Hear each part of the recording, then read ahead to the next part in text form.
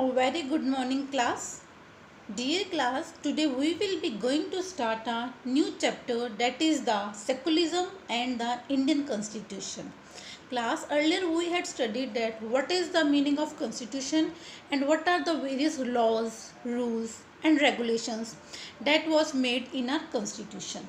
So now let's study the second part of our chapter, that understanding the secularism. Class, before going move towards the chapter, first of all we can discuss here that what is the meaning of secularism. Basically, the term secular was not mentioned initially our constitution, but afterwards Constitution of India helps to retain a secular character for the Indian Union. So secularism plays a very important role. So if we can talk about our history provides us with many examples of discrimination on the basis of caste, sex, gender, religion, etc. Now, if we can talk about the more, these acts of discrimination takes place more easily when one religion is given official recognition by the state at the expense of other religions. So, there are the various type of religions like Hindus, Jainism, Buddhism, Sikhism, Christians, etc. So all these are a part of a secularism. So now the question arises that what is the meaning of secularism and how secularism stands for. So the Indian Constitution allows individuals the freedom to live by their own religion, and every individual have a full right to carry out their own religion according to their own choice. So, in keeping with this idea of religious freedom for all the people, so India also adopted various type of strategies that separating the power of religion and power of the other state. So, class, in short, secularism refers to separation of religion from the state, means we all are free to choose any of the religion according to our own choice.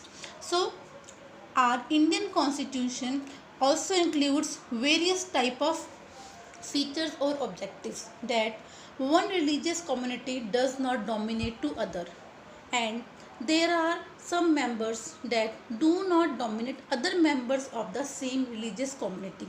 So these are the various objectives that was mentioned in our law, that is called the constitution. So religion plays a very important role in the life of people, and when the religion shakes hand with the politics, now it is very dangerous situation. So religion in politics often leads to the dominance of one group over the other group on the basis of their caste, gender, etc. So now it also means that they can choose not to be part of any religion. So you have to your moral duties that if you can determine right from wrong, they you lack the empathy, not a religion. So basically secularism is focused on the movement towards the modernization, and it can take away from tradition religious values. There are so many states which are often considered as a constitutionally secularism, which includes various type of countries also like India, France, Mexico, etc. So dear class, this is all about your topic secularism. So here is a map.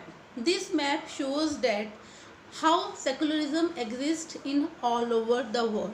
See, if we can talk about the blue color, this blue color shows countries without the state religions, and here red color shows the countries which are having a state religions. So this map shows that how secularism moves all over the countries. If we can talk about the secular nation, in 1976, the term secular was added in our constitution, and it can also give a focuses on a concentrate shape to the vision of religious tolerance of our leaders like Mahatma Gandhi, B.R. Ambedkar, etc. So there are also includes separation of religious and states. So class, if we can talk about separation of religion and state, it can basically focuses on the two topics. First of all, protection of individual freedom means we all are free to choose any type of religion according to our own choice. Second one is the protecting the democratic fabric of the nation means we all are equally treated in our constitution. There is no discrimination on the basis of caste, gender, etc. Now, our next topic is the fundamental rights. This topic is very important and very interesting topic. If we can talk about fundamental rights, the fundamental rights from the basis of our constitution. The significance of these rights can be determined from the fact that they can provide suitable conditions for all round development of a human being. So our constitution gives 6 type of fundamental rights. So dear class, let's discuss all these rights one by one. So now start moving. Our first right is the right to equality. According to our constitution, every people have a equal right. There is a no discrimination in our constitution. Now move towards second, right to freedom means we all are free to express speech and give out the expressions and freedom of move freely from throughout the territory of India. Now third right is the right against exploitation. These rights aim at protecting citizens from environmental, domestic and work hazards. Means if we are facing any type of problem, we are having a full right that we have to raise our voice. Now fourth one is the right to freedom of religion. Means we all are Indians and we are a free right and equal right to choose any of the religion according to our own choice. Fifth right is the cultural and educational right. So this right is very important. Why? Because this right allows every citizen of India to have a culture and a education up where that person wants. There is a no citizen shall be denied admission into any type of educational institution on the basis of religion, gender, language, caste. Now our last one is the right to constitutional remedies. It protects the rights of citizens. So, all citizens can also stand up and fight for their fundamental rights. So, class, this is all about your fundamental rights. Now, we shall move further towards the next topic, that is the fundamental duties. Means, what are our fundamental duties? So, human rights and fundamental rights help men, women and children to develop their talents and satisfy their wants. So, all this process of development is called a fundamental duties. So, there are various type of fundamental duties and it is our right that we should follow these fundamental duties, like we should respect the national flag and national anthem. We should also uphold and protect our own country. Means we have to behave the unity of integrity of India. It is our duty. We are all the citizens of India. So it is our duty should be ready to defend and render national services towards India. Now if we can move further, it is our also duty that we can give the respect to women. So the value and preserve the rich heritage of our composite culture.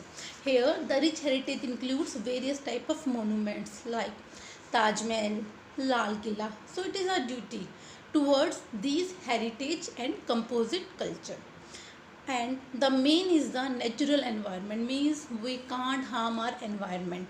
Natural environment includes various type of hills, forest, mountains, lakes, etc.